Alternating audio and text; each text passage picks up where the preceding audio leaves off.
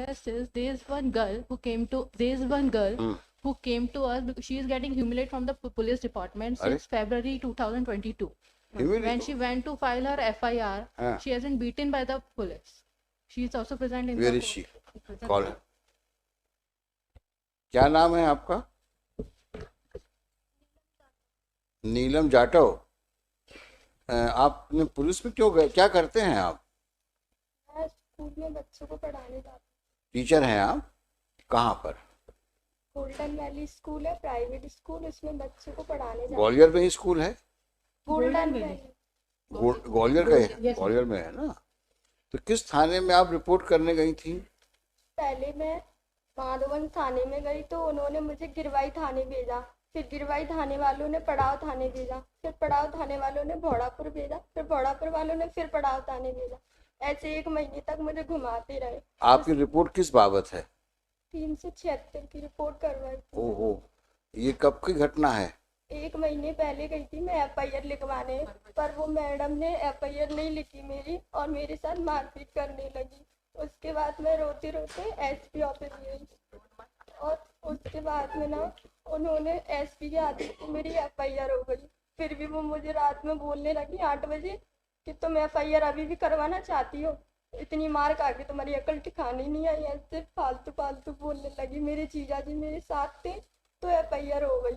फिर सुबह फिर वो डराने लगी. जब 164 के बयान देने गई तो आरोपी के घर वाले और मैं और मेरे जीजा थे पर उन्होंने फिर से मुझसे साइन करवा लिए कि साइन करो, नहीं करोगी तो तुम्हारा एक छोटा भाई है 4 बहनों पे, उसे मार डालेंगे. तो मैंने साइन कर दिया. फिर जब कोर्ट ने वो खारिज कर दिया तो वो फिर से परेशान करने लगे हमें. कभी कभी घर पर आ जाते हैं रात में, दिन में मेरे साथ बदतमीजी करते हैं. मेरा स्कूल पढ़ाना भी बंद करवा दिया उन्होंने. अब मैं घर पर बैठी हूँ, कहीं नहीं जा सकती. जैसे सहमति यानी सैंपल के लिए गई तो लड़के पीछा कर रहे हैं, स्कूल लाती हूँ तो पीछा कर रहे हैं. कभी भी घर पर आ जाते हैं मारने के लिए. जब गिरवाई थाने गई तो वो कहने लगे जब चोट आएगी, हमला होगा, खून निकलेगा तब FIR होगी. जब वो चाटे मारते हैं और संजीदा मैम तो इतनी बेकार है, मुझे पैदल चलाने लगी. भोड़ापुर थाने से पड़ाव तक पैदल ही ले गई. दिन में घुमाने लगी जैसे कि धूप निकल रही और मुझे इस तरीके से ले जाने लगी और कहने लगी अगर तेरी अकल ठिकाने अभी नहीं आई. CM हेल्पलाइन पे मैंने शिकायत कर दी थी, उसे वापस नहीं लिया तो भिंड तक ले जाऊंगी तुझे, ऐसे बोलने लगी. फिर मैं रोने लगी. मैंने कहा मुझे घर जाने दो, नहीं जाने दे रही. फिर मैंने अपनी एडवोकेट से बात की कि मैडम इनको समझा दो, ये मान नहीं रही. फिर उन्होंने बात की TI सर से. फिर मुझे 8 बजे घर छोड़ा गया.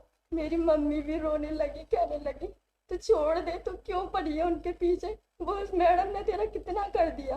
फिर मैंने कहा तुमने उनसे पैसे लिए है ना इसलिए तुम मुझे मारती हो. तो कहने लगी तू दे दे पैसे, फरियादी पार्टी भी पैसे दे दी, तू दे दे तो मैं उसे गिरफ्तार कर लूंगी, ऐसे बोलने लगी. It is really alarming. Today itself. And the misbehavior aspect also has to be very seriously looked into. Tell your assessment. You heard everything about her predicament. Look at her helplessness.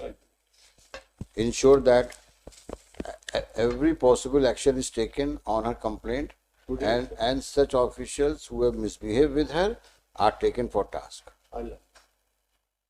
I'm posting it on Monday. Tuesday. Yes. And madam, you do one thing. You take her in the office of Mr. Raghuvanshi. Office means the additional AG's office here in the court premises.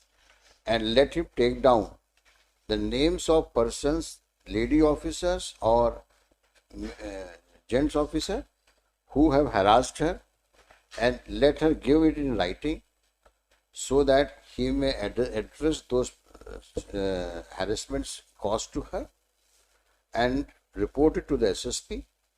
And SSP is expected to take stern action against the persons who have misbehaved her, who have demeaned her status, who have also offended her and caused embarrassment.